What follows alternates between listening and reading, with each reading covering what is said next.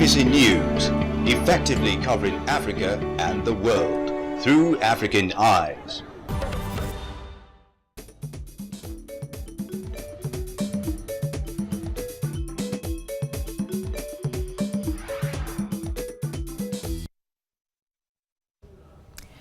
Rampaging through parts of the Middle East in recent years, ISIS announced its presence in Libya in October 2014 when it released a video showing a large crowd of militants pledging their allegiance to the group in Derna.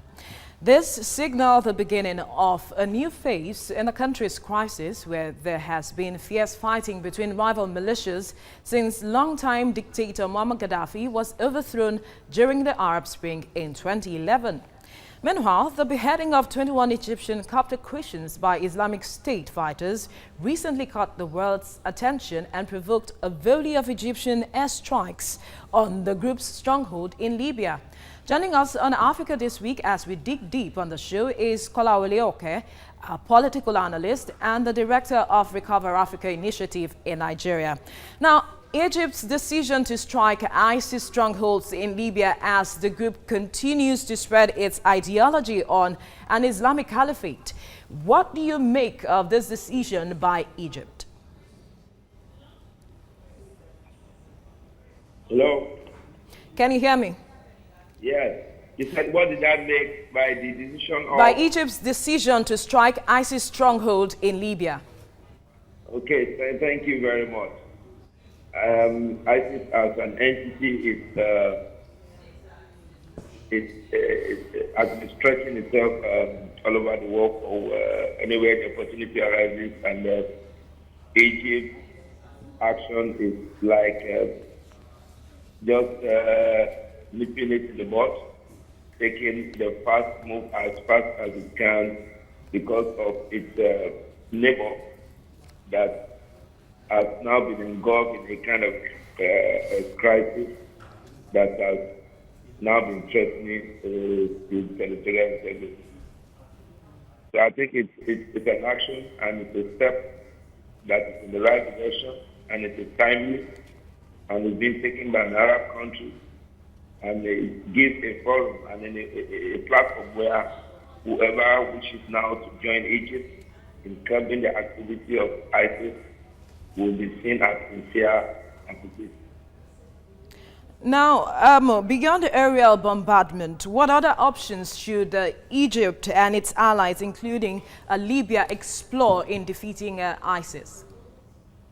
I think ISIS, for what we stand for as an organization, will flourish more in a situation of crisis, where a state is about failing, and that is where they have their roots.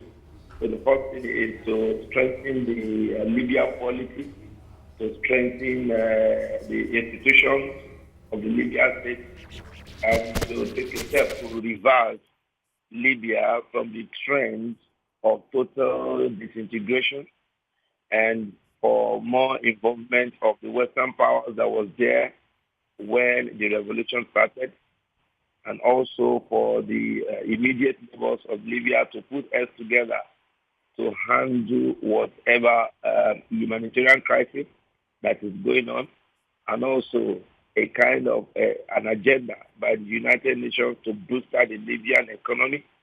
Another thing that can be done is to further back up the Libyan state, whatever it is that is their own desire, because considering the geostrategic location of Libya as a nation bordering the Mediterranean and the other parts of the Sahara, and the flourishing states of the Arab nations around it. So I think the whole of Africa, the whole world, and Europe has a lot to lose if Libya is allowed to disintegrate. All right, finally, with groups like Boko Haram and Al-Shabaab to contend with, how ready is Africa in terms of military action in tackling these terrorist groups? I think looking at the situation in the northeastern part of Nigeria, where Chad, Cameroon are now seriously involved, and looking at the way the Kenyan authorities are battling Al-Shabaab in Somalia and the French troops are there in Mali, I think ISIS is not going to have it easy this time around, spreading to other trouble spots. So as the countries of the African continent are now coming out boldly, they are now coming out boldly to confront the insurgents in other parts of Africa. So this situation in the Arab, the Libyan nation is already been tackled by tackling Boko Haram, because the way they operate is they operate in proxy through offshoots that no one tends to concentrate on. So I think the other part, other trouble spots that are being taken care of, will indirectly curtail the spread or the hold of ISIS in the African continent. TVC News brings to you all the breaking news stories. Join us online at tvcnews.tv. You can also log on to our Facebook page, facebook.com/TVCNewsAfrica. Follow us on Twitter at TVCNews_Africa. And of course, watch all our news and programs on YouTube at the TVC News. TVC News, through African eyes.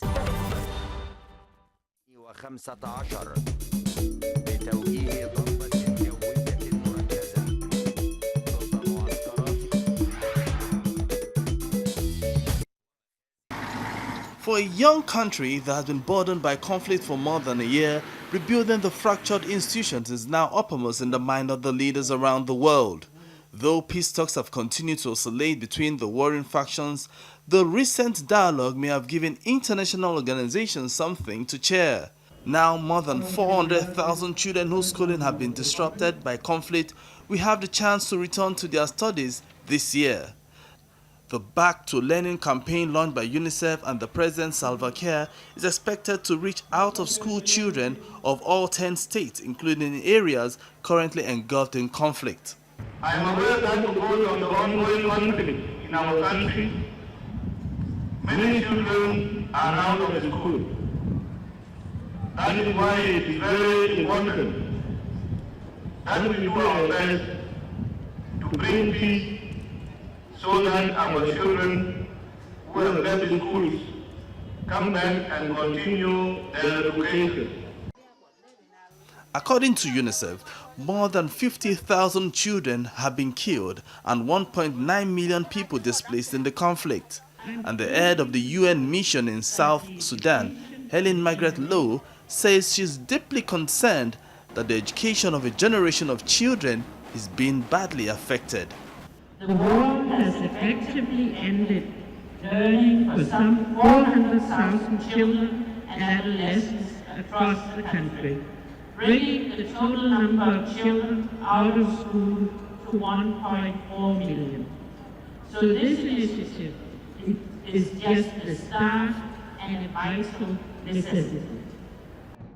The $42 million Back to Learning initiative will target all 10 states and provide tailored education support to children in both conflict and non-conflict areas. UNICEF is partnering with 20 local and international non-governmental organizations and aims to reach 200,000 children in schools and learning spaces in the conflict zones.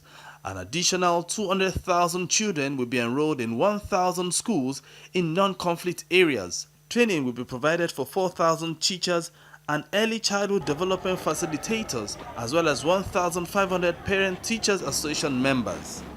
Many hope the recent peace agreement between the warring parties will help sustain this initiative and take children back to classes.